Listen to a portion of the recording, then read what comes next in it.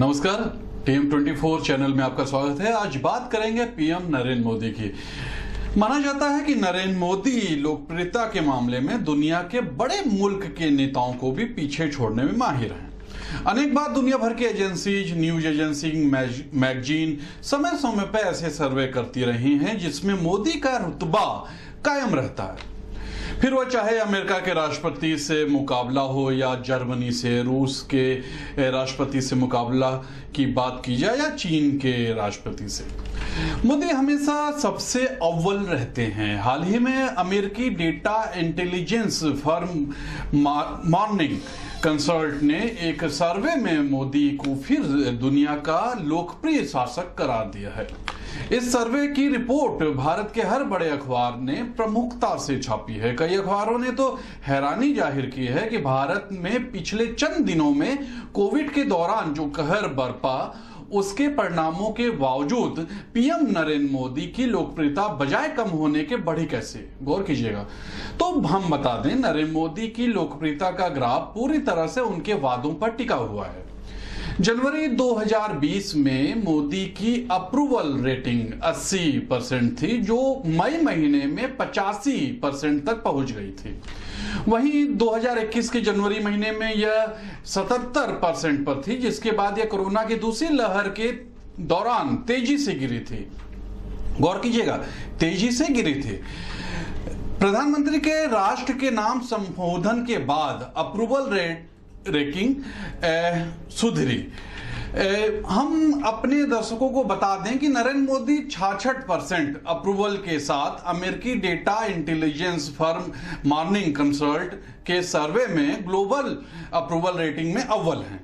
अब ताजुब इस बात पर जताया जा रहा है कि मोदी ने राष्ट्र के नाम अपने संबोधन में ऐसा क्या कह दिया कि वो लोकप्रियता के सारे रिकॉर्ड ध्वस्त कर दिए हैं।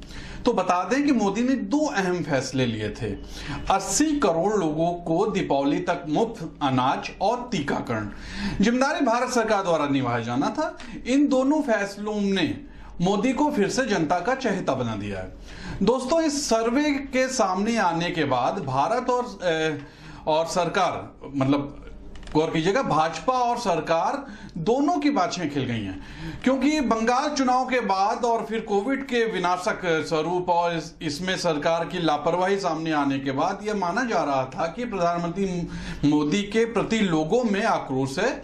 यह बात संघ और भाजपा को डरा रही थी, क्योंकि आने वाले चंद महीनों में पार्टी को 5 राज्यों में चुनाव करना है। गौर कीजिएगा, इसमें यूपी सहित पंजाब, उत्तराखंड, गोवा और मणिपुर शामिल हैं।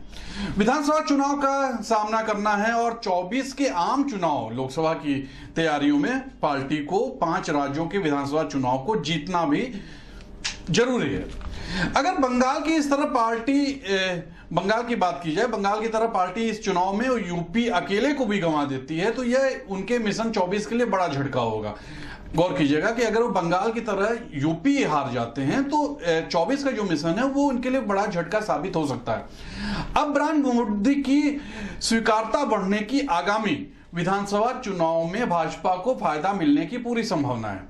गौर कीजिएगा, मोदी की इस लोकप्रियता के पीछे उन कारणों को भी बताया जा रहा है जिसके कारण अप्रैल के अंत तक भारत में कोरोना की दूसरी लहर विध्वंसक रूप में थी, लेकिन मोदी ने कोविड के हमले को देखते हुए आनन फानन में प्रबंधन की कमान अपने हाथ में ले ली और ऑक्सीजन से लेकर वेंटिलेटर तक का प्रबंध का काम किया।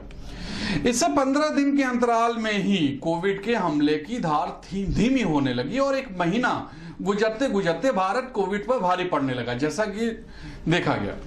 बता दें कि इसके लिए मोदी ने बंगाल के अंतिम 2 चरणों के चुनाव का प्रचार भी नहीं किया था।